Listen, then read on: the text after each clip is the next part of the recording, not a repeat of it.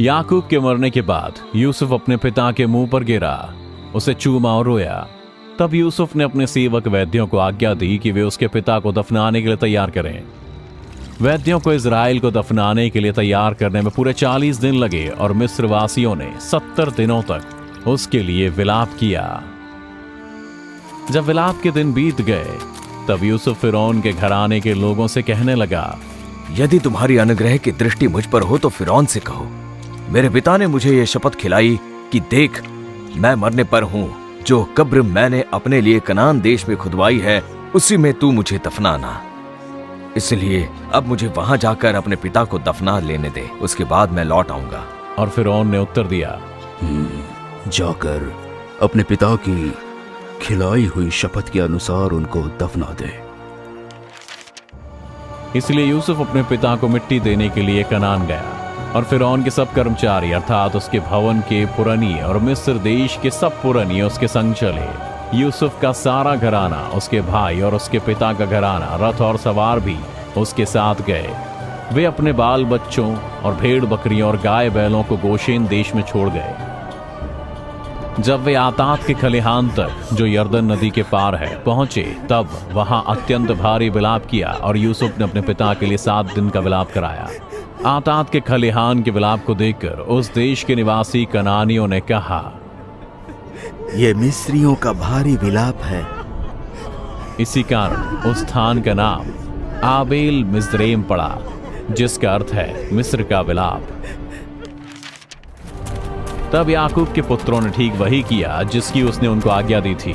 वे उसे कनान देश में ले गए और मकपेला के मैदान में उसी गुफा में मिट्टी दी जिसको अब्राहम ने हित्ती एप्रोन के हाथ से इसलिए मोल लिया था कि वह कब्रिस्तान के लिए उसकी निज भूमि हो।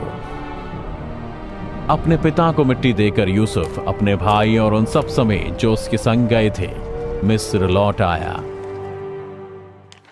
जब यूसुफ के भाइयों ने देखा कि हमारा पिता मर गया है तब कहने लगे, जितनी बुराई हमने उससे की थी उसके लिए यूसुफ अब हमसे घृणा कर सकता है। इसलिए उन्होंने यूसुफ के पास यह संदेश भेजा, तेरे पिता ने मरने से पहले हमें यह आज्ञा दी थी, तुम लोग यूसुफ से इस प्रकार कहना कि मैं तुझसे विनती करता हूँ कि तू अपने भाइयों के अपराध को क्षमा कर, क्योंकि उन्होंने तुझसे बुराई की थी।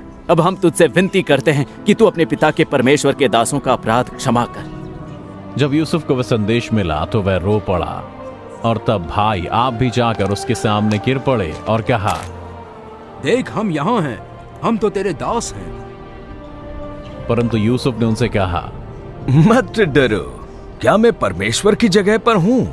यद्यपि तुम लोगों ने मेरे लिए बुराई का विचार किया था, परंतु परमेश्वर ने उसी बात में भलाई का विचार किया जिससे वो बहुत से लोगों के प्राण बचाए। सो अब मत डरो, मैं तुम्हारा और तुम्हारे बाल बच्चों का पालन पोषण करता रहूंगा। और जब यूसुफ ने उनसे दयालुता से बातें की तो उसके भाइयों को शांति मिली।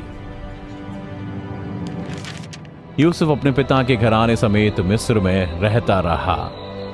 यूसुफ 110 वर्ष जीवित रहा और एप्रेम के पुत्रों, पोतों और परपोतों तक को देखने पाया, और वह मनश्शे के पुत्र माकीर के पुत्रों को भी देख पाया जो यूसुफ के निज गिने गए। और यूसुफ ने अपने भाइयों से कहा, मैं तो मरने पर हूँ, परमेश्वर निश्चय तुम्हारी सुधि लेगा और तुम्हें इस देश से निकालकर उस देश में पहुंचा देगा जिसके देने की उसने अब्राहम, इसहाक और याकूब से शपथ खाई थी। तब यूसुफ ने इस्राएल के पुत्रों को शपथ खिलाई, परमेश्वर निश्चय तुम्हारी सुधि लेगा और तुम तेरी हड्डियों को यहाँ इस स्थान से लेकर जाना।